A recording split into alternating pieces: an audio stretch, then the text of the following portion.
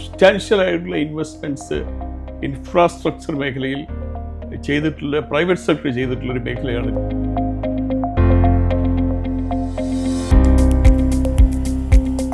എല്ലാവരും സർവൈവ് ചെയ്യുന്നുണ്ടല്ലോ, ആരും അടച്ചു പോയിട്ടില്ലല്ലോ.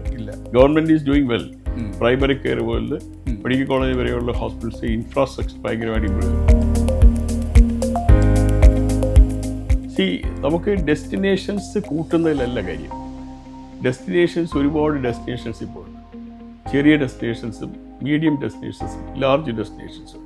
ഹോസ്പിറ്റലിൽ വലിയ വലിയ ഉപകരണങ്ങൾ വാങ്ങി വെച്ചിട്ടുണ്ട്. ആ മുടക്കിയ പൈസ മുതലാക്കാൻ വേണ്ടി രോഗികളെ ആവശ്യത്തിൽ കൂടുതൽ ടെസ്റ്റുകളും മറ്റും നടത്തുന്നുണ്ട്. ഇതിനകത്ത് എന്തെങ്കിലും വാസ്തവമുണ്ടോ? They invest completely and they ask the local people to manage. They will impart their expertise. They will support for all the infrastructure development. They will ensure that the best of best care is given to the customers here.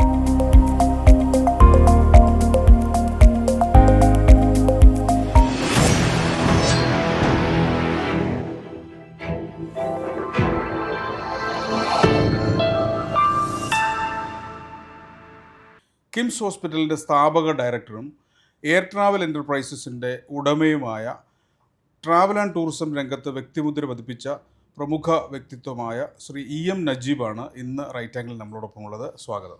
നമസ്കാരം. Hospitality മേഖല ഇപ്പോൾ ഒരു തകർന്ന അവസ്ഥയിലൂടെ പോവുകയാണ് എന്ന് പറയാമല്ലോ. ഈ യുദ്ധം തുടങ്ങിയതിന് ശേഷം ഹോസ്പിറ്റാലിറ്റിയിൽ ഒട്ടേറെ പ്രതിസന്ധികളാണ് വന്നുകൊണ്ടിരിക്കുന്നത്. പഴയ കേരളത്തിന് പണ്ടുണ്ടായിരുന്ന ഒരു ടൂറിസം ഹോസ്പിറ്റാലിറ്റി രംഗത്തെ ഒരു പ്രാമുഖ്യം നഷ്ടപ്പെടുകയാണോ? അല്ലേ, ടൂറിസം രംഗം എന്ന് പറയുന്നത് ആഗോളതലത്തിൽ വിവിധ പ്രോബ്ലംസിലൂടെയാണ് പൊയ്ക്കൊണ്ടിരിക്കുന്നത്, ഫ്ലക്ച്വേഷൻസിലൂടെയാണ് പൊയ്ക്കൊണ്ടിരിക്കുന്നത്. കോവിഡിന് മുമ്പ് വളരെ നല്ല രീതിയിൽ ഉണ്ടായ കേരളത്തിൽ നല്ല പ്രാമുഖ്യം വന്ന ഒരു മേഖലയാണ്. ഏകദേശം 45,000 കോടി രൂപയുടെ വരുമാനവും വളരെ നല്ല അറൈവൽസും ഒക്കെ ഉണ്ടായിരുന്ന മേഖലയാണ്. കോവിഡ് വന്നപ്പോൾ തീർച്ചയായിട്ടും ലോക നിലവാരത്തിൽ തന്നെ ടൂറിസം തകർന്നടിക്കും. ട്രാവലും ടൂറിസവും ഏകദേശം ഒരു വർഷത്തോളം ഒന്നും ഇല്ലാത്തൊരു സാഹചര്യം ഉണ്ടായി. അതിനുശേഷം കേരള ടൂറിസം ആക്ച്വലി റിക്കവർ ചെയ്തു. വേൾഡ് ടൂറിസം തന്നെ റിക്കവർ ചെയ്തു, ഇന്ത്യ ടൂറിസം റിക്കവർ ചെയ്തു, കേരള ടൂറിസം നന്നായി റിക്കവർ ചെയ്തു. പക്ഷേ ഇടയ്ക്കുണ്ടാകുന്ന ചില ഫ്ലക്ച്വേഷൻസ് ഉണ്ട്. ഇപ്പോൾ നിപ്പ വൈറസ് വന്നു, ഉടനെ വീണ്ടും ഒരു ഇത് വന്നു. പിന്നെ ഇടയ്ക്കുള്ള ഒരു ഫ്ലഡ് സിറ്റുവേഷൻസും ഫീവറും അങ്ങനെയുള്ള ചില പ്രശ്നങ്ങൾ വരുമ്പോൾ പ്രയാസങ്ങൾ വന്നു. ഇപ്പോൾ ഈ യുദ്ധഭീതി വന്നപ്പോൾ ആരബ് മേഖലയിൽ നിന്നുള്ള ടൂറിസ്റ്റുകൾ നമുക്ക് വളരെയധികം ഗണ്യമായി കുറഞ്ഞു. ഫ്ലൈറ്റ്സ് ഓപ്പറേഷൻസ് മുഴുവൻ സസ്പെൻഡ് ചെയ്തു. അപ്പോൾ അങ്ങനെയുള്ള ഒരു ഫ്ലക്ച്വേഷൻസ് ഉണ്ടായിട്ടുണ്ട്. പിന്നെ ഒരൊറ്റ കാര്യമേ ഉള്ളൂ, ഇപ്പോൾ അത് ഒരു ഓഫ് സീസണിലാണ് വന്നിരിക്കുന്നത്. അതായത് ഫോർ എക്സാമ്പിൾ മാർച്ച് കഴിഞ്ഞ് മാർച്ചോടുകൂടി, മാർച്ച് സീസണാണ്, മാർച്ച് ഏപ്രിൽ മെയ് ഒരു മിഡ് സീസണാണ്. പിന്നെ ജൂൺ ജൂലൈ ഓഗസ്റ്റ് എന്ന് പറയുന്നത് ഒരു ഓഫ് സീസണാണ്. സെപ്റ്റംബറിലാണ് പിന്നെ വീണ്ടും നമ്മൾ റിവൈവ് ചെയ്യുന്നത്. അപ്പോൾ ഇപ്പോൾ എഫക്റ്റഡാണ്, ബാഡ്ലി എഫക്റ്റഡാണ്. കാര്യം ഏറ്റവും പ്രധാന ഹോട്ടൽ മേഖല ഇന്ന് കേരളത്തിൽ മുഴുവൻ സ്ട്രൈക്കാണ്. കാരണം വെച്ച് കഴിഞ്ഞാൽ പാചകവാതക കിട്ടാനില്ലാത്തതുകൊണ്ടുള്ള പ്രയാസങ്ങൾ നേരിടുകയാണ്. അപ്പോൾ അതിനൊക്കെ അങ്ങനെയുള്ള വിവിധ കണ്ടിജൻസിൽ കൂടെയാണ് ടൂറിസം മേഖല ഇപ്പോൾ പോയിക്കൊണ്ടിരിക്കുന്നത്. അപ്പോൾ അത് റിക്കവർ ചെയ്ത് വരും എന്നുള്ള പ്രതീക്ഷയിലാണ് ടൂറിസം മേഖല എപ്പോഴും. കാര്യം സബ്സ്റ്റാൻഷ്യലായിട്ടുള്ള ഇൻവെസ്റ്റ്മെൻറ്റ്സ് ഇൻഫ്രാസ്ട്രക്ചർ മേഖലയിൽ ചെയ്തിട്ടുള്ള പ്രൈവറ്റ് സെക്ടർ ചെയ്തിട്ടുള്ളൊരു മേഖലയാണ് ടൂറിസം മേഖല. കേരളം അങ്ങനെ പടിപടിയായി കഴിഞ്ഞ ഒരു 35 വർഷമായി വിവിധ ഘട്ടങ്ങളിലുള്ള ഇൻവെസ്റ്റ്മെൻറ്റ് വന്ന് മേഖലയും ഗവൺമെൻറ്റും സഹകരിച്ച് പ്രവർത്തിച്ചാണ് ഈ മേഖല ഉയർത്തിക്കൊണ്ടുവന്നത്. ഗവൺമെൻറ്റുകൾ മാറി വന്ന ഗവൺമെൻറ്റുകളായിട്ട്. അപ്പോൾ കാരണം എന്ന് വെച്ച് കഴിഞ്ഞാൽ ടൂറിസം മേഖല കേരളത്തിൽ നിൽക്കുന്നതെന്ന് വെച്ചാൽ അതിനൊരു നല്ലൊരു ഭാവിയുണ്ട്. ഇനിയും വളരാനുള്ള നല്ല ഭാവിയുള്ളൊരു മേഖലയാണ് ടൂറിസം മേഖല. ഈ അടുത്ത സീസൺ ആകുമ്പോഴത്തേക്ക് ഇത് റിക്കവർ ചെയ്യുമെന്ന് പ്രതീക്ഷിക്കാമോ? തീർച്ചയായിട്ടും നമുക്കൊരു പ്രതീക്ഷയാണല്ലോ എല്ലാ കാര്യത്തിലും വേണ്ടത്. ടൂറിസം മേഖല നന്നായി വരും എന്നുള്ള ഒരു ചിന്തയിലാണ് നമ്മൾ. ഇപ്പോൾ ഒരു ഗവൺമെൻറ്റിൻ്റെ ഒരു മാറ്റം വന്നിരിക്കുകയാണ്. ഇലക്ഷൻ കഴിഞ്ഞ് ഐക്യ ജനാധിപത്യ മുന്നണി ഗവൺമെൻറ് വരാൻ പോവുകയാണ്. അപ്പോൾ നമുക്കൊരു ഊർജ്ജസ്വലനായ ഒരു മന്ത്രിയെ കിട്ടും എന്നുള്ള പ്രതീക്ഷയുണ്ട്. ഗവൺമെൻറ് വളരെ പ്രോ ആക്റ്റീവായിട്ട് തന്നെ UDF ഗവൺമെൻറ് ടൂറിസം മേഖലയെ എന്താണ് പ്രാധാന്യം കൊടുത്തുകൊണ്ട് മുന്നോട്ട് പോകും എന്നാണ് ഞങ്ങൾ ഇതിനു പ്രതീക്ഷിക്കുന്നത്. മുൻപ് UDF ഭരിച്ചിരുന്ന സമയത്ത് ടൂറിസത്തിന് വളരെ വലിയ പ്രാമുഖ്യം കൊടുത്തിട്ടുണ്ടായിരുന്നു. ഒട്ടേറെ പദ്ധതികൾ എനിക്ക് തോന്നുന്നു KTM ഒക്കെ അവരാരംഭിച്ച പദ്ധതിയാണ്. അങ്ങനെയുള്ള ആ ഒരു തലത്തിലേക്ക് വീണ്ടും കേരളത്തിലെ ടൂറിസം മേഖല മാറും എന്ന് കരുതാമോ? തീർച്ചയായിട്ടും കഴിച്ച് അതിനകത്ത് ടൂറിസത്തെ സംബന്ധിച്ച് നമുക്ക് പറയുകയാണെങ്കിൽ UDF ഗവൺമെൻറ്, LDF ഗവൺമെൻറ്, മാറി മാറി വരുന്ന ഗവൺമെൻറ്റുകൾ ടൂറിസം നല്ല പ്രാമുഖ്യം നൽകുന്നുണ്ട്. ഇപ്പോൾ കോടിയേരി ബാലകൃഷ്ണൻ ടൂറിസം മന്ത്രിയാണ്, അദ്ദേഹം ആഭ്യന്തരവും ടൂറിസമായിരുന്നു. അപ്പോൾ അത് തന്നെ ടൂറിസത്തിന് പ്രാധാന്യം ഭയങ്കരമായിട്ട് വർദ്ധിച്ചു. അത് കഴിഞ്ഞിട്ട് പിന്നെ ശ്രീ കടകംപള്ളി സുരേന്ദ്രൻ വന്നു. അത് കോടിയേരി കഴിഞ്ഞിട്ട് അത് കഴിഞ്ഞിട്ട് UDF ഗവൺമെൻറ് വന്നു. അത് കഴിഞ്ഞിട്ട് പിന്നെ രണ്ടാമത് വന്നപ്പോൾ കടകംപള്ളി സുരേന്ദ്രൻ വന്നു. പിന്നീട് മുഹമ്മദ് റിയാസ് വന്നു. അപ്പോൾ ഇവരെല്ലാവരും തന്നെ ടൂറിസത്തിന് അർഹമായ പ്രാധാന്യം അവരുടേതായ ലെവലിൽ വിവിധ മേഖലകൾ നൽകിയിട്ടുണ്ട്. ഈ കേരളത്തിൻ്റെ ടൂറിസം മേഖലയിൽ ഇനിയൊരു വളർച്ചാ പൊട്ടൻഷ്യൽ ഉള്ളത് എവിടേക്കാണ്? എക്സ്പ്ലോർ ചെയ്യാത്ത ഒരുപാട് സ്ഥലങ്ങൾ കേരളത്തിൽ ഇപ്പോഴും ഉണ്ട്. നമുക്ക് ഡെസ്റ്റിനേഷൻസ് കൂട്ടുന്നതിലല്ല കാര്യം. ഒരുപാട് ഡെസ്റ്റിനേഷൻസ് ഇപ്പോൾ ഉണ്ട്. ചെറിയ ഡെസ്റ്റിനേഷൻസും മീഡിയം ഡെസ്റ്റിനേഷൻസും ലാർജ് ഡെസ്റ്റിനേഷൻസും ഉണ്ട്. ഈ ഡെസ്റ്റിനേഷനുകൾ കാര്യമായിട്ടുള്ള ഇൻഫ്രാസ്ട്രക്ചർ ഇംപ്രൂവ്മെൻറ്റ്സ് വേൾഡ് ക്ലാസ് നിലവാരത്തിൽ വരിക എന്നുള്ളതാണ് ഏറ്റവും പ്രധാനം. അതോടൊപ്പം തന്നെ അവിടെ ബാക്കിയുള്ള മാനേജ്മെൻറ്റുണ്ട്. ഇപ്പോൾ waste management, safety and security of the tourist, transportation, road conditions, പിന്നെ അവിടെയുള്ള ബാക്കിയുള്ള റിക്രിയേഷണൽ ഫെസിലിറ്റീസ്, അങ്ങനെയുള്ള വിവിധങ്ങളായ കാര്യങ്ങൾ ഒരുമിച്ച് പാക്കേജ് ചെയ്ത് ഒരു ഡെസ്റ്റിനേഷനിൽ കംപ്ലീറ്റ് ആയിട്ട് കൊണ്ടുവരാൻ കഴിഞ്ഞാൽ ആ ഡെസ്റ്റിനേഷൻ സക്സസ്ഫുൾ ആകും. അങ്ങനെയാണ് വേൾഡ് ഡെസ്റ്റിനേഷൻസ് എല്ലാം വളർന്നിട്ടുള്ളത്. അപ്പോൾ കേരളത്തിനായിട്ടുള്ള സാധ്യതയുണ്ട്. നമ്മുടെ ഡെസ്റ്റിനേഷൻസ് എല്ലാം നല്ല ഡെസ്റ്റിനേഷൻസാണ്. പക്ഷേ അവിടെ ചില കുറവുകളും ചില കുറ്റങ്ങളും ഒക്കെ ഉണ്ട്. ചിലപ്പോൾ എത്തിപ്പെടാൻ പറ്റാത്ത മേഖലയുണ്ട്. ചിലപ്പോൾ അവിടെ എത്തിക്കഴിഞ്ഞാലുള്ള സേഫ്റ്റി ഇഷ്യൂസ് ഉണ്ട്. ചില മേഖലകളിൽ മാലിന്യ മുക്ത കേരളം എന്ന് നമുക്ക് പറയാൻ പറ്റത്തില്ല. അപ്പോൾ അങ്ങനെയുള്ള കാര്യങ്ങൾ ഗവൺമെൻറ് ശ്രദ്ധ കേന്ദ്രീകരിക്കുക. 1. 2, നമ്പർ ഓഫ് ടൂറിസ്റ്റ് കേരളത്തേക്ക് വരാൻ ഏറ്റവും കൂടുതൽ സാധ്യതയുള്ളത് ഇപ്പോൾ ഇനി വരുന്നത് MICE meetings, incentives, conventions and exhibitions ആണ്. അപ്പോൾ ആ മേഖലയിലേക്ക് ഫോക്കസ് ചെയ്തുകൊണ്ട് ഒരു 4 or 5 ക്ലസ്റ്റർ ഡെവലപ്മെൻറ്റ് കേരളത്തിലുണ്ടാകണം. ഇപ്പോൾ കാലിക്കറ്റ് ഏരിയയിൽ, അല്ലെങ്കിൽ നോർത്ത് കേരള ഏരിയയിൽ, പിന്നെ കൊച്ചിൻ മേഖലയിൽ, സൗത്ത് കേരള മേഖലയിൽ, ഈ മേഖലയിൽ ഒരു 100 acres ഓഫ് ലാൻഡ് എടുത്ത് ഒരു ക്ലസ്റ്റർ ഡെവലപ്മെൻറ്റ്, എല്ലാ ടൂറിസം ഫെസിലിറ്റീസും ഹോട്ടൽസും വിവിധ തലത്തിലുള്ള ഹോട്ടൽസും ഒക്കെ വരികയാണെങ്കിൽ, അത് എന്നിട്ട് എയർപോർട്ടിൽ നിന്നുള്ള ഡയറക്റ്റ് കണക്ടിവിറ്റി ആ സ്ഥലങ്ങളിലേക്ക് വരികയാണെങ്കിൽ ഉണ്ടാകുന്നൊരു കാര്യം എന്ന് വെച്ച് കഴിഞ്ഞാൽ ആൾക്കാർ അവിടെ വരും. എല്ലാ കാര്യങ്ങളും അവിടെ താമസിച്ച് മീറ്റിംഗ്സ് ആണെങ്കിലും കൺവെൻഷൻസ് ആണെങ്കിലും ബാക്കിയുള്ള റിക്രിയേഷണൽ ഫെസിലിറ്റീസ് ആണെങ്കിലും എല്ലാം കഴിഞ്ഞ് അവർ തിരിച്ചു പോകും. ഈ യുദ്ധമാണല്ലോ ഇപ്പോൾ കേരളത്തിലെ ടൂറിസത്തെ ബാധിച്ച ഏറ്റവും പശ്ചിമേഷ്യൻ യുദ്ധം തുടങ്ങിയതിന് ശേഷം ടൂറിസത്തിൽ ഏത് തരത്തിലുള്ള ഇടിവാണ് ഉണ്ടായിരിക്കുന്നത്? ഫ്ലൈറ്റ്സ് ഇല്ലല്ലോ. പശ്ചിമേഷ്യൻ യുദ്ധം കഴിഞ്ഞ ശേഷം മിഡിൽ ഈസ്റ്റിലുള്ള മുഴുവൻ ഫ്ലൈറ്റ്സും ക്യാൻസലായി. വളരെ റയറായിട്ടുള്ള ഫ്ലൈറ്റ്സാണ് ഇപ്പോൾ റീസ്റ്റാർട്ട് ചെയ്തിരിക്കുന്നത്. വീണ്ടും പിന്നെ UAE മിസൈൽ വരികയും അങ്ങനെ ഒരു പ്രയാസം ഉണ്ടായിട്ടുണ്ട്. അപ്പോൾ അത് പരിപൂർണമായി അവസാനിക്കുകയും ഇതൊരു ഫ്ലൈറ്റ് ഓപ്പറേഷൻസ് കംപ്ലീറ്റ് ചെയ്യുകയും ചെയ്താലേ ടൂറിസ്റ്റിന് വരാൻ പറ്റുള്ളൂ. അപ്പോൾ അതാണ് ഏറ്റവും പ്രധാനം. പിന്നെ സേഫായിട്ട് ട്രാവൽ ചെയ്യുന്ന സാഹചര്യം അല്ലെങ്കിൽ ആൾക്കാർ ട്രാവൽ ചെയ്യത്തില്ല. അപ്പോൾ ഇത് രണ്ടും കറക്റ്റായിട്ട് വരണം. ഈ ടൂറിസം സെക്ടറിലേക്ക് പുതിയ ബിസിനസ്സുകാർ കടന്നു വരുന്നു, പുതിയ സംരംഭങ്ങൾ വരുന്നത് കുറവാണ് ഈ അടുത്ത കാലത്തായിട്ട്. എന്തുകൊണ്ടാണ് അങ്ങനെ സംഭവിക്കുന്നത്? അങ്ങനെ കുറവാണെന്ന് പറയാൻ പറ്റത്തില്ല. ഒരു എയർ ട്രാവൽ എൻ്റർപ്രൈസ് പോലെ ഒരു സ്ഥാപനം വന്നിട്ട് എത്ര വർഷമായിട്ടുണ്ട്? ഒരുപാട് ചെറിയ ഓർഗനൈസേഷൻസ് ഒരുപാടുണ്ട്. പുതിയ ആൾക്കാർ വരുന്നുണ്ട്. മീഡിയം ഓണ്ടർപ്രണേഴ്സ് വരുന്നുണ്ട്. മേജർ ഇൻവെസ്റ്റേഴ്സ് വന്നിട്ട് ഇപ്പോൾ ഹോട്ടൽ ചെയിൻസ് എല്ലാം വന്നത് കഴിഞ്ഞ 10-15 വർഷം കൊണ്ടാണ്. എല്ലാ ഹോട്ടൽ ചെയിൻസും ഇപ്പോൾ ഇന്ത്യയിലെ മേജറായിട്ടുള്ള വേൾഡിലെ മുഴുവൻ ഹോട്ടൽ ചെയിൻസും ഇപ്പോൾ കേരളത്തിലുണ്ട്. ഏറ്റവും കൂടുതൽ ഇന്ത്യയിൽ 5 സ്റ്റാർ ഹോട്ടൽസ് ഉള്ള സംസ്ഥാനം കേരളമാണ്. അപ്പോൾ അതുകൊണ്ട് അത് വരുന്നത് കുറവാണെന്ന് പറയാൻ പറ്റില്ല. പക്ഷേ ഗ്രോത്ത് റേറ്റ് ചിലപ്പോൾ ഒരു പക്ഷേ ഒന്ന് കുറവായിരിക്കും. പക്ഷേ ഇഷ്ടംപോലെ വന്നിട്ടുണ്ട്. പക്ഷേ അത് വരുത്താൻ പ്രയാസമില്ല. നമ്മൾ കൂടുതൽ പ്രോആക്റ്റീവായിട്ടുള്ള പോളിസീസ് കൊണ്ടുവരികയും മേജർ ഹോസ്പിറ്റാലിറ്റി ചെയിൻസ് ഇൻവൈറ്റ് ചെയ്ത് കഴിഞ്ഞാൽ they will come and invest. Because only thing is അവർക്കത് പ്രോഫിറ്റബിൾ ആകണം, അത്ര മാത്രമേ ഉള്ളൂ. റിസ്ക് കൂടുതലായതുകൊണ്ടാണോ ബിസിനസ്സിലേക്ക് ആൾക്കാർ വരാൻ മടിക്കുന്നത്? അല്ല, റിസ്ക് എന്ന് പറഞ്ഞാൽ അവർക്ക് അല്ല ഈ നമ്മുടെ നിയന്ത്രണത്തിന് അപ്പുറത്തുള്ള ഇപ്പോൾ യുദ്ധം വരുന്നു അല്ല നമ്മുടെ അതിപ്പോൾ അപ്പുറത്തുള്ളതല്ലേ? അത് അപ്പുറത്തുള്ള കാര്യങ്ങളാണ്. ഇൻവെസ്റ്റേഴ്സ് നോക്കുന്ന പറഞ്ഞാൽ they will invest and they want to get the returns minimum period of time. അതാണ് അതിന് മാക്സിമം പീരീഡ് അല്ല അവർ നോക്കുന്നത്. ഹോസ്പിറ്റാലിറ്റി ഇൻഡസ്ട്രി എന്ന് പറഞ്ഞാൽ എപ്പോഴും ഒരു ലോങ്ങർ പീരീഡാണ് പ്രോഫിറ്റബിലിറ്റി ആകാൻ. പക്ഷേ അതിനേക്കാൾ റിസ്ക് കുറഞ്ഞ സ്ഥലങ്ങളുണ്ടെങ്കിൽ ദേ വിൽ ഇൻവെസ്റ്റ്. ഇപ്പോൾ ഈ ഹോസ്പിറ്റൽ സെക്ടറിൽ വിദേശ ഇൻവെസ്റ്റ്മെൻറ്റ്സ് ധാരാളം വരുന്നുണ്ട്. അതുപോലെ ഹോസ്പിറ്റാലിറ്റി സെക്ടറിൽ എന്തുകൊണ്ടാണ് ഉണ്ടാവുക? ഹോസ്പിറ്റാലിറ്റി സെക്ടറിലെ ഹോസ്പിറ്റാലിറ്റി സെക്ടർ രണ്ടാണ്. ഹോസ്പിറ്റാലിറ്റി സെക്ടർ എന്ന് പറയുമ്പോഴത്തേക്ക് മോസ്റ്റ്ലി ബ്രാൻഡ് മാനേജ്മെൻറ്റ്, അതായത് ഇന്ത്യൻ ഇൻവെസ്റ്റേഴ്സും വെളിയിലുള്ള ബ്രാൻഡ് ആണ്. Most of the brands are international brands ആണ്. അപ്പോൾ അങ്ങനെയുള്ള ബ്രാൻഡ് വന്നിട്ട് അവർ ടേക്ക് ഓവർ ചെയ്ത് അവർ മാനേജ് ചെയ്ത് അവർ ഫീസ് കളക്ട് ചെയ്ത് പോകും. They will make it profitable. They will put up conditions, terms and everything. അങ്ങനെ ചെയ്യുന്നത്. ഹോസ്പിറ്റൽസ് അങ്ങനെയല്ല. ഹോസ്പിറ്റൽസിൽ they invest completely and they ask the local people to manage. They will impart their expertise.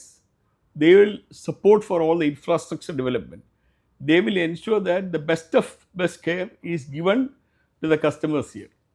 അതിനു വേണ്ടിയാണ് അവർ invest ചെയ്യുന്നത്. അങ്ങനെ വരുമ്പോൾ they will naturally get the benefit out of it. അതാണ് അവർ ഉദ്ദേശിക്കുന്നത്. ഇവിടെ നിന്ന് അമേരിക്ക പോയി ചെയ്യുന്ന ഒരു ട്രീറ്റ്മെൻറ്റ് ഇപ്പോൾ it is available in Kerala, അല്ലെങ്കിൽ UK പോയി ചെയ്യുന്ന ഒരു treatment is available in Kerala. അപ്പോൾ ഹോസ്പിറ്റൽ സെക്ടറിൽ നോക്കിക്കഴിഞ്ഞാൽ ഒരുപക്ഷെ ഫാസ്റ്റായിട്ടും ബെസ്റ്റായിട്ടും കെയർ കിട്ടുന്ന വേൾഡിലേക്ക് പറ്റുന്ന ഏറ്റവും one of the places actually Kerala മാറിയിട്ടുണ്ട്. ഇപ്പോൾ നമ്മളൊരു ഫോർ എക്സാമ്പിൾ ഇപ്പോൾ ഈവൻ മിഡിൽ ഈസ്റ്റിൽ പോയാൽ പോലും നമുക്കൊരു സ്പെഷ്യാലിറ്റി ഡോക്ടറെ കാണണമെന്നുണ്ടെങ്കിൽ ഒരാഴ്ച സമയം എടുക്കും. അല്ലെങ്കിൽ ഒരു MRI അപ്പോയിൻമെൻറ്റ് ആണെങ്കിൽ ഒരാഴ്ച സമയം എടുക്കും, അല്ലെങ്കിൽ 2 ആഴ്ച സമയം എടുക്കും. UK അത് 1 മാസം എടുക്കും, അല്ലെങ്കിൽ മറ്റൊരു രാജ്യത്താണെങ്കിൽ 2 മാസം എടുക്കും. അപ്പോൾ unless it is so emergency. അപ്പോൾ അത്രയും എമർജൻസി ആണെങ്കിൽ മാത്രമേ ഇമ്മീഡിയറ്റ് ട്രീറ്റ്മെൻറ്റ് കിട്ടത്തുള്ളൂ. ബാക്കി എല്ലാത്തിനും വെയിറ്റിംഗ് പീരീഡാണ്. നമ്മളെ സംബന്ധിച്ച് കേരളത്തിൽ എന്താ, ആർക്ക് വേണമെങ്കിലും ഏത് മേജർ ഹോസ്പിറ്റലിൽ വേണമെങ്കിലും പോയാൽ ഇന്നല്ലെങ്കിൽ നാളെ അപ്പോയിൻമെൻറ്റ് കിട്ടും, അല്ലെങ്കിൽ രണ്ട് ദിവസം കഴിഞ്ഞ് കിട്ടും. ഏതെങ്കിലും ഒരു ഇൻവെസ്റ്റിഗേഷൻ നടത്തുന്നുണ്ടെങ്കിൽ സെയിം ഡേ പറ്റും. അങ്ങനെ ഒരു ഫെസിലിറ്റി വളരെ ചുരുക്കമാണ്, റെയറാണ്. അപ്പോൾ അതിൻ്റെ പ്രാധാന്യമാണ് ഈ ഇൻവെസ്റ്റ്മെൻറ്റ് കൊണ്ട് ഉണ്ടാകുന്ന പോസിറ്റീവായിട്ടുള്ള തിങ്. പിന്നെ വേറൊരു കാര്യം എന്ന് പറഞ്ഞാൽ ഇൻഷുറൻസ് കവറേജാണ്. ഹെൽത്ത് കവറേജ് ലോകത്തെല്ലായിടത്തും ഇൻഷുറൻസ് കവറേജാണ്. അപ്പോൾ ആ treatment cost is not from them. അതിൻ്റെ ഒറിജിനൽ ഇൻവെസ്റ്റ്മെൻറ്റ് മാത്രമേ ഉള്ളൂ. ഇവിടെ കേരളത്തിൽ നമ്മൾ ഗവൺമെൻറ് തന്നെ ഇപ്പോൾ ഇൻഷുറൻസിലേക്ക് വന്നിട്ടുണ്ട്, because to protect the people. അപ്പോൾ അങ്ങനെയുള്ള ഇൻഷുറൻസ് ഫാമിലീസ് മുഴുവൻ ഇൻഷുറൻസ് വന്നു കഴിഞ്ഞാൽ ഇറ്റ് ഡസൻറ്റ് എഫക്ട് ദം. ഇപ്പം താങ്കളിപ്പോൾ കിംസ് ഹോസ്പിറ്റലിൻ്റെ ഡയറക്ടർ ഒരാളാണ്. ഇപ്പോൾ ഈ ഗവൺമെൻറ് ഇൻഷുറൻസ് കിംസ് ഹോസ്പിറ്റലിലേക്ക് ആപ്ലിക്കബിൾ ആണോ? അല്ല, എല്ലാ ഹോസ്പിറ്റലിലും അവർ ചോദിച്ചിട്ടുണ്ട്. പക്ഷേ നമ്മൾ എല്ലാ ഡിപ്പാർട്ട്മെൻറ്റിലും എടുത്തിട്ടില്ല. We have taken for some specialities. അപ്പോൾ അത് മാത്രമേ എടുത്തിട്ടുള്ളൂ. എല്ലാ ഹോസ്പിറ്റൽസും അങ്ങനെ തന്നെയാണ്. പിന്നെ മീഡിയം ഹോസ്പിറ്റൽസ് എല്ലാം എടുക്കും. കാര്യം എന്താ പറയുക, അവർക്ക് നമുക്ക് ബെഡ് കപ്പാസിറ്റി ലിമിറ്റേഷൻസും കാര്യങ്ങളെല്ലാം ഉള്ളതുകൊണ്ട് നമ്മൾ ലിമിറ്റഡ് ആയിട്ടുള്ള കാര്യങ്ങൾ ഇടപെട്ടിട്ടുണ്ട്. പക്ഷേ ഗവൺമെൻറ് അത് കുറച്ചുകൂടെ വിപുലീകരിക്കുകയാണെങ്കിൽ ഒരുപക്ഷെ നമ്മളെല്ലാ ഡിപ്പാർട്ട്മെൻറ്റിലേക്കും എടുക്കാൻ സാധ്യതയാണ്. ഇപ്പോൾ കിംസിലേക്ക് അടുത്ത കാലത്ത് വലിയ ഫോറിൻ ഇൻവെസ്റ്റ്മെൻറ്റ് വന്നല്ലോ. ഇപ്പോൾ ഈ വിദേശ പാർട്ട്ണർമാർ വന്നതിന് ശേഷം കിംസിൻ്റെ പ്രവർത്തനത്തിലോ അതിൻ്റെ ഭരണകാര്യങ്ങളിലോ എന്തൊക്കെ മാറ്റമാണ് വന്നിരിക്കുന്നത്? അല്ല, കുറച്ചുകൂടെ ഒരു professional management support existing management അവരുടെ ഭാഗത്ത് കിട്ടുന്നുണ്ട്. അതൊരു സപ്പോർട്ട് ഫാക്ടറാണ്. പിന്നെ ഇൻഫ്രാസ്ട്രക്ചർ ഡെവലപ്മെൻറ്റ് ചെയ്യാൻ വേണ്ടിയിട്ടും കൂടുതൽ ഇൻവെസ്റ്റ്മെൻറ്റ്സ് നടത്തി പിന്നെ ഫെസിലിറ്റീസ് ഇമ്പ്രൂവ് ചെയ്യാനും ഉള്ള എല്ലാ വിധത്തിലുള്ള സപ്പോർട്ടും അതിനുള്ള സാമ്പത്തിക സപ്പോർട്ടും എല്ലാം ഈ ഇൻവെസ്റ്റേഴ്സ് നൽകുന്നുണ്ട്. അത് നമുക്ക് ഒരു ഇൻ്റർനാഷണൽ കോമ്പറ്റീഷനെ ഫേസ് ചെയ്ത് നിൽക്കാൻ പറ്റിയ ഒരു സാഹചര്യമാണ്, കേപ്പബിലിറ്റി ഉണ്ട്. അതേസമയം തന്നെ ഇൻഷുറൻസ് ഉള്ളതുകൊണ്ട് പേഷ്യൻസ് അത്രയധികം ബുദ്ധിമുട്ടില്ലാതെ കാര്യങ്ങൾ ചെയ്തു കൊടുക്കാൻ നമുക്ക് പറ്റുന്നു. പിന്നെ നമ്മൾ CSR ആക്ടിവിറ്റി വഴി ബാക്കി അഫോർഡ് ചെയ്യാൻ പറ്റാത്തവർക്ക് നമ്മൾ സപ്പോർട്ടും ചെയ്യുന്നു.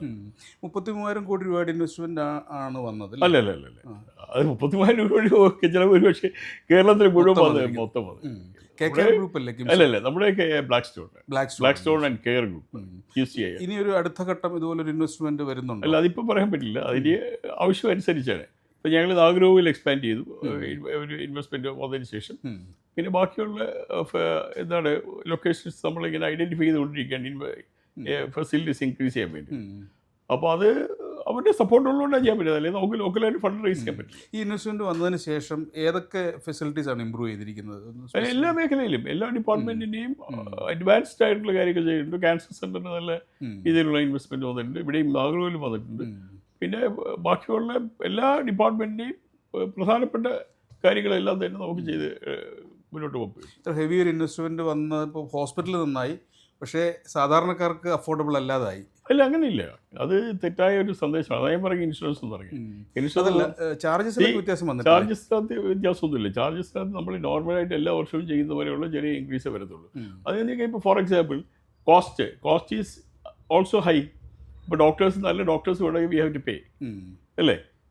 ഇപ്പോൾ നഴ്സിംഗ് വരികയാണെങ്കിൽ നഴ്സസിനും ബാക്കിയുള്ളവർക്കെല്ലാം ഗവൺമെൻറ് ഓഫ് കേരള എല്ലാ വർഷവും സാലറി ഇൻക്രീസ് ചെയ്തുകൊണ്ടിരിക്കുക. അപ്പോൾ we have to pay to them. അപ്പോൾ അത് ഒരു കോസ്റ്റ് ഇൻക്രീസാണ്. ഇലക്ട്രിസിറ്റി ചാർജസ് ഇൻക്രീസ് ചെയ്തിട്ടുണ്ട്, വാട്ടർ ചാർജസ് ഇൻക്രീസ് ചെയ്തിട്ടുണ്ട്.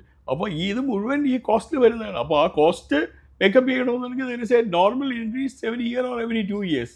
അതേ ചെയ്യുന്നുള്ളൂ. ഇപ്പോൾ ഈ വിദേശ രാജ്യങ്ങളിൽ US ഒക്കെ പോലുള്ള രാജ്യങ്ങളിൽ ഇൻഷുറൻസ് ഇല്ലാതെ ഹോസ്പിറ്റലിലേക്ക് കയറാൻ പോലും പറ്റുന്നില്ല. ഇവിടെ അതിനെക്കുറിച്ചുള്ള പ്രധാനപ്പെട്ട ഒരു ആരോപണം അതൊരു കോക്കസ് ആണ് എന്നുള്ളതാണ്. ഡോക്ടർമാരും ഇൻഷുറൻസ് കമ്പനികളും ഹോസ്പിറ്റൽ ഉടമകളും നമ്മൾ ചേർന്ന് അങ്ങനെ ഒരു കോക്കസിൽ ഇതിന്റെ ഒരു ആരംഭ സ്റ്റേജിൽ not involve in that at all.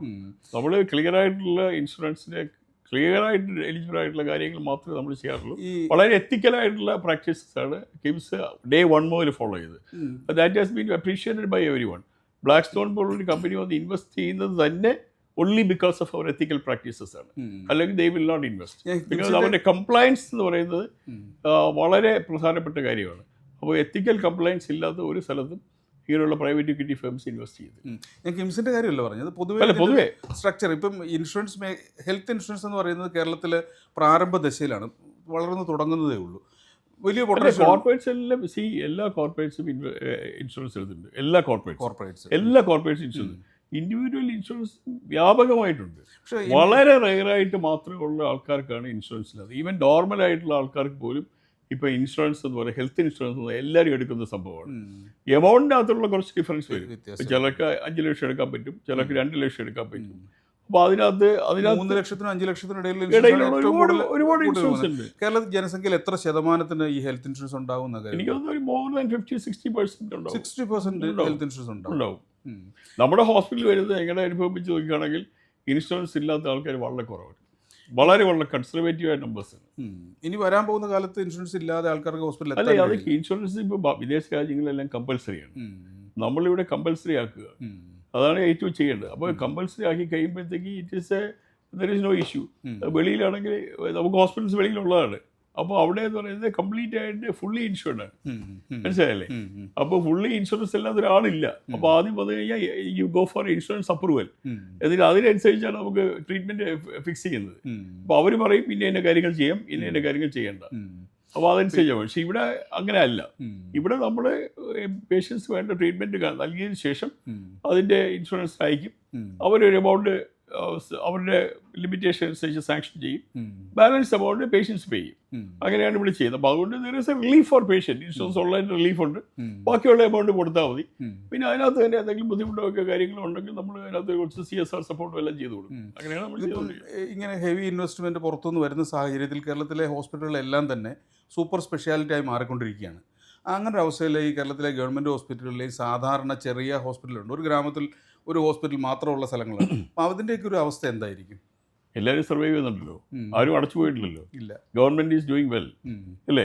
ചില എന്താണ് ഒറ്റപ്പെട്ട ഇൻസിഡൻസ് അവിടെ എവിടെയെങ്കിലും ഉണ്ടെങ്കിൽ പോലും ഗവൺമെൻറ് എല്ലാ ഹോസ്പിറ്റൽസിലെയും പ്രൈമറി കെയർ പോലെ മെഡിക്കൽ കോളേജ് വരെയുള്ള ഹോസ്പിറ്റൽസ് ഇൻഫ്രാസ്ട്രക്ചർ ഭയങ്കരമായിട്ട് ഇമ്പ്രൂവ് ചെയ്യുന്നു. അവിടെ പ്രോബ്ലംസ് ഉള്ളത് ഒൺലി തിങ് ഈസ് അവരുടെ മാനേജ്മെൻറ്റാണ്.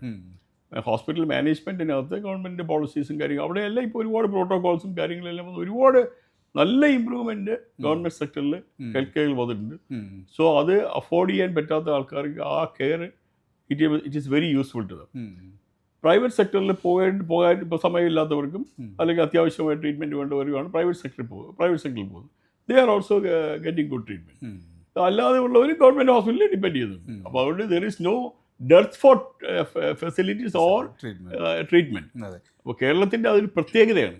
അപ്പോൾ ഒരുപക്ഷെ ബാക്കിയുള്ള സംസ്ഥാനങ്ങൾ നമുക്ക് അത്രയധികം കാണാൻ പറ്റത്തില്ല. പക്ഷേ കേരളത്തിൽ വളരെ പോസിറ്റീവായിട്ടുള്ള ഒരു സമീപനമാണ് ഹെൽത്ത് കെയർ സെക്ടറിൽ വന്നിട്ടുള്ളത്.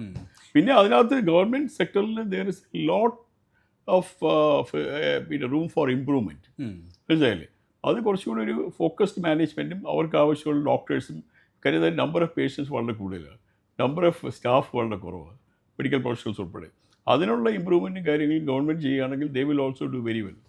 അതായത് ആദ്യം പറഞ്ഞ പോലെ ഇതിനകത്തൊരു എത്തിക്കൽ ഇഷ്യൂ ഉണ്ടല്ലോ. അതെ. ഇപ്പം ഇന്ന് ഈ വലിയ വിദേശ കമ്പനികൾ ഇൻവെസ്റ്റ് ചെയ്യുകയും അതൊരു ഹെൽത്ത് സെക്ടർ തന്നെ ഒരു ബിസിനസ്സായി മാറുകയും ചെയ്യുമ്പോൾ ഈ ഡോക്ടറും രോഗിയും തമ്മിലുള്ളൊരു ബന്ധം, അത്തരം ഭാഗങ്ങൾ നഷ്ടപ്പെട്ടു പോവുകയല്ലേ? ഇല്ല, ഒരിക്കലും ഇല്ല. കാര്യം വെച്ചാൽ ഈ ഒരു മാനേജ്മെൻറ്റും ഈ ഡോക്ടേഴ്സിൻ്റെ അടുത്ത് അൺഎത്തിക്കലായിട്ട് എന്തെങ്കിലും കാര്യം ചെയ്യാനായിട്ട് ഒരു സ്ഥലത്തും പറയത്തില്ല.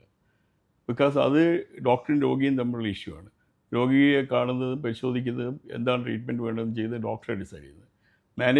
ഒരു മാനേജ്മെൻറ്റും അതിനകത്ത് ഇൻവോൾവ് ചെയ്ത് ഇന്ന കാര്യം ചെയ്യണം, ഇന്ന കാര്യം ചെയ്യാൻ പാടില്ല, അങ്ങനെ പറയത്തില്ല. കാര്യം എന്ന് പറഞ്ഞാൽ ഈ ഇൻ്റർനാഷണൽ നമുക്കതൊരു തെറ്റിദ്ധാരണ ഉണ്ട്. ഇൻ്റർനാഷണൽ ഇൻവെസ്റ്റ്മെൻറ്റ് കമ്പനീസ് എല്ലാം they always do it ethically because they have a compliance in their country and they have a compliance in India also.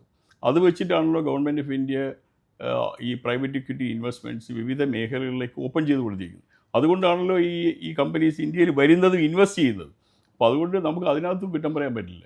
അൺഎത്തിക്കലായിട്ട് ആരെങ്കിലും ചെയ്യുന്നുണ്ടോ നമുക്കറിയില്ല, പക്ഷേ we are not part of it and we will never do. നമ്മളിപ്പോൾ ഈ സിനിമയിലൊക്കെ കാണുന്നത് പോലെ, അതല്ലെങ്കിൽ പറഞ്ഞു കേൾക്കുന്നത് പോലെ ഹോസ്പിറ്റലിൽ വലിയ വലിയ ഉപകരണങ്ങൾ വാങ്ങി വെച്ചിട്ടുണ്ട്. ആ മുടക്കിയ പൈസ മുതലാക്കാൻ വേണ്ടിയിട്ട് രോഗികളെ ആവശ്യത്തിൽ കൂടുതൽ ടെസ്റ്റുകളും മറ്റും നടത്തുന്നുണ്ട്. ഇതിനകത്ത് എന്തെങ്കിലും വാസ്തവമുണ്ടോ? അതിനകത്ത് 99% വാസ്തവമില്ല. കാര്യം വെച്ച് കഴിഞ്ഞാൽ എവിഡൻസ് ബേസ്ഡ് ആയിട്ട് പേഷ്യൻസിനെ ട്രീറ്റ് ചെയ്യാൻ പറ്റുള്ളൂ. ഒരു പേഷ്യൻറ്റ് വന്നാൽ അയാളുടെ പ്രോബ്ലംസ് എന്താണെന്ന് കണ്ടുപിടിക്കണമെന്ന് അതിൽ പറയുന്ന റിപ്പോർട്ട് അനുസരിച്ച് വേണ്ട ഇൻവെസ്റ്റിഗേഷൻസ് ചെയ്യണം. അപ്പോൾ അത്യാവശ്യമുള്ള ഇൻവെസ്റ്റിഗേഷൻസേ ഞങ്ങൾ ചെയ്യാറുള്ളൂ. അപ്പോൾ ആ ഇൻവെസ്റ്റിഗേഷൻ ചെയ്താണ് ഇയാളുടെ രോഗം എന്താണെന്ന് കണ്ടുപിടിക്കുന്നത്, ട്രീറ്റ് ചെയ്യുന്നത്. അത് എത്ര ഫാസ്റ്റായിട്ട് ചെയ്യാൻ പറ്റുമോ അത്രത്തോളം പേഷ്യൻസ് നല്ലതാണ്. അപ്പോൾ അതിനനുസരിച്ചുള്ള എക്യുപ്മെൻറ്റ്സും കാര്യങ്ങളും ഫെസിലിറ്റീസിലും ഇൻവെസ്റ്റ് ചെയ്താലേ ഇവിടെ ആ ഫെസിലിറ്റി കിട്ടത്തുള്ളൂ. ഇല്ലെങ്കിൽ അത് അന്വേഷിച്ച് പേഷ്യൻസ് ഇവിടെ നിന്ന് ഉള്ളിടത്ത് പോകും. അത്രയേ ഉള്ളൂ വ്യത്യാസം. ഇപ്പോൾ we are in a position to offer that in front of their house, അല്ലെങ്കിൽ in front of their town, അല്ലെങ്കിൽ വേറെ ദേ സ്റ്റേ.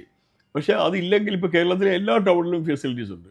കൊച്ചിയിലുണ്ട്, കാലിക്കറ്റിലുണ്ട്, അല്ലെങ്കിൽ പിന്നെ ട്രിവാൻഡ്രത്തുണ്ട്, അല്ലെങ്കിൽ കൊല്ലത്തുണ്ട്, അല്ലെങ്കിൽ ആലപ്പുഴയുണ്ട്. ഇങ്ങനെ എല്ലാ സ്ഥലങ്ങളിലും എല്ലാ ടൗണിലും മിക്കവാറും മേജറായിട്ടുള്ള എന്താണ് സെക്കൻഡറി കെയറും ടെറിഷറി കെയർ ഫെസിലിറ്റീസ് ഉണ്ട്. അപ്പോൾ patients actually it is a big advantage. അപ്പോൾ അതാണ് ആൾക്കാർ നോക്കേണ്ടത്. മറ്റതെല്ലാം ഒരു ജെന്യുവനായിട്ടുള്ള ഒപ്പീനിയൻസ് അല്ല. മനസ്സിലായില്ലേ? പേഷ്യൻസ് കംപ്ലയിൻ്റ് ഉണ്ടോ, എന്തെങ്കിലും പരാതികളുണ്ടോ, അത് നമ്മൾ എവിഡൻസ് ബേസ്ഡ് ആണെങ്കിൽ പരിശോധിച്ച് നടപടിയെടുക്കണം. അല്ലാതെ പറയുന്ന കാര്യങ്ങളെല്ലാം വെറുതെ പറയുന്നതാണ്. അത് ആ മേഖലയുടെ വളർച്ചയിൽ ഇഷ്ടപ്പെടാത്ത ആൾക്കാർ പറയുന്നതാണ്. ഇപ്പോൾ അങ്ങനെയാണെങ്കിൽ ടൂറിസം മേഖലയെ പറ്റി പറയൂടെ? ടൂറിസത്തിൽ ഒരുപാട് ഹോട്ടൽസ് വന്നു, ഒരുപാട് ആൾക്കാർ താമസിക്കുന്നു. ഇതെല്ലാം നാട്ടുകാർക്ക് ബുദ്ധിമുട്ടാണെന്ന് പറയുകയും എന്ത് ചെയ്യാൻ പറ്റും? അങ്ങനെ ഇല്ല. ആക്ച്വലി നാട്ടുകാർക്ക് പ്രയോജനമല്ലേ ഇത്? ഈ ബിസിനസ് ആക്ടിവിറ്റീസ് നടക്കുന്നത് കൊണ്ട് ടാക്സി മുതൽ, മനസ്സിലായല്ലേ, എയർപോർട്ട് മുതൽ, എയർക്രാഫ്റ്റ് മുതൽ, ട്രെയിൻ മുതൽ എല്ലാ ആൾക്കാർക്കും, എല്ലാവർക്കും താമസിക്കുന്ന ഹോട്ടൽസിനും എല്ലാവർക്കും അതിൻ്റെ പിന്നെ ബാക്കിയുള്ള താഴെ ഫിഷ് മാർക്കറ്റ്, അല്ലെങ്കിൽ മട്ടൺ മാർക്കറ്റ്, ചിക്കൻ മാർക്കറ്റ്, ഇങ്ങനെയുള്ള എല്ലാ മേഖലകളിലേക്കും ഇതിൻ്റെ പ്രയോജനം എത്തുകയാണ്. അപ്പോൾ അതുകൊണ്ട് ഓരോ സെക്ടറും വളരുന്ന അനുസരിച്ചുള്ള പ്രയോജനം എല്ലാ സ്ഥലത്തേക്കും വരും. അതല്ലാതെയുള്ള എന്തെങ്കിലും ഇല്ലീഗൽ ആക്ടിവിറ്റീസോ കാര്യങ്ങളോ ഉണ്ടെങ്കിൽ there is A law enforcement agency they can do the action. ഈ വലിയൊരു പ്രചരണമാണ് കേരളം ആരോഗ്യരംഗത്ത് നമ്പർ 1 ആണെന്നുള്ളത്. അതെ, സത്യമാണോ? തീർച്ചയായിട്ടും സത്യമാണ്. തീർച്ചയായിട്ടും സത്യമാണ്. പക്ഷേ ആ തീർച്ചയായിട്ടും സത്യമാണ് എന്ന് പറയുമ്പോൾ അതിൻ്റെ അകത്തിൻ്റെ കോൺട്രിബ്യൂഷൻ ഒരു 60% അല്ലെങ്കിൽ 70% പ്രൈവറ്റ് സെക്ടറിൻ്റെയാണ്. അതാണ് നമ്മൾ മനസ്സിലാക്കേണ്ടത്. പക്ഷേ ഗവൺമെൻറ് അതിന് കാര്യമായ റോളുണ്ട്, ഇല്ലാതെ പറയാൻ പറ്റില്ല.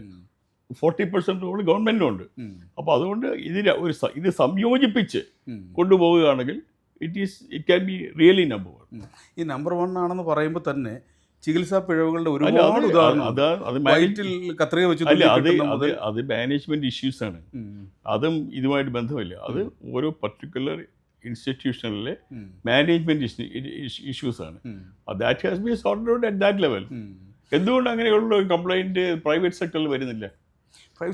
പ്രൈവറ്റ് സെക്ടറിൽ മേജർ ഹോസ്പിറ്റൽസ് ഒന്നും തന്നെ അങ്ങനെ ഒരു ഇൻസിഡൻറ്റ് റിപ്പോർട്ട് ചെയ്തതായിട്ട് കാണുന്നില്ല. അതാണ് എന്തുകൊണ്ടാണെന്ന് വെച്ച് കഴിഞ്ഞാൽ they are very closely monitoring it and managing it, then they have protocols and policies which is implemented correctly and it is monitored very well. Our system has to be introduced in private sector also, in the government sector also.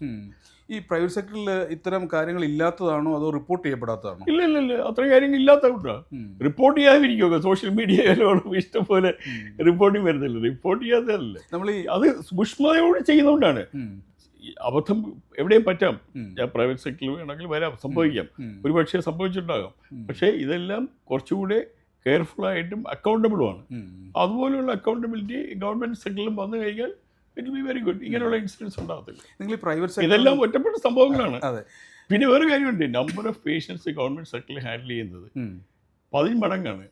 ഒരു ഡോക്ടർക്ക് എടുക്കാൻ പറ്റുന്ന 10 patient അല്ലെങ്കിൽ 25 patient 50 patient അവർ 500 patient കാണുന്നത്. ഇത് ചെയ്യാൻ പറ്റും. അതെ.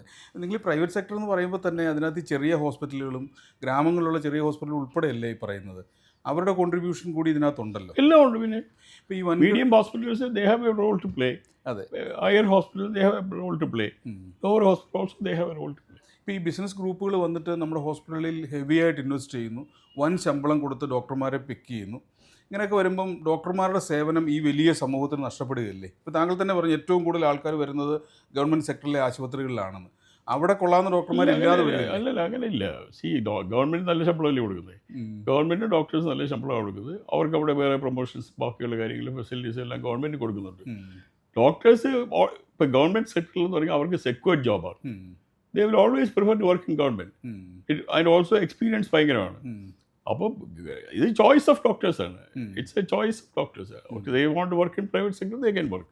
ദേ want to work in government sector, they can work. Private sector കുറച്ചുകൂടി എക്സ്പീരിയൻസ്ഡ് ആയിട്ടുള്ള ക്വാളിഫൈഡ് ആയിട്ടുള്ള ആൾക്കാരെ എടുക്കും. Because they don't want to have any treatment error. മനസ്സിലായില്ലേ?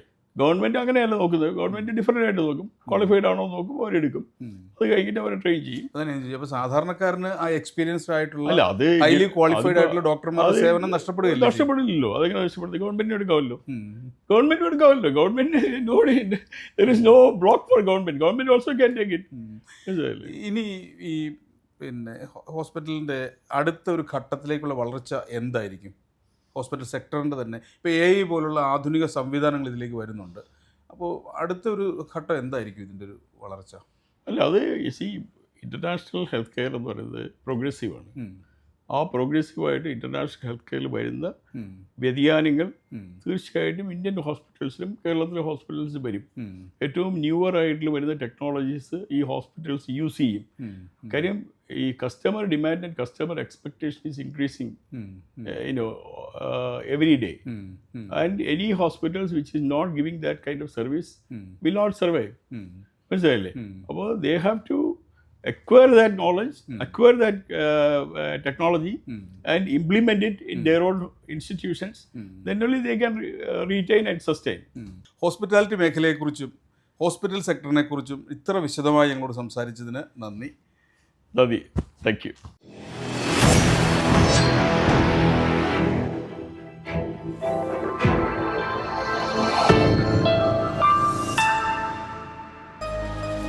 എളുപ്പത്തിൽ സമ്പാദ്യം വളർത്താം. ഇന്ന് തന്നെ മൈഫിൻ TV ആപ്പ് ഡൗൺലോഡ് ചെയ്യൂ.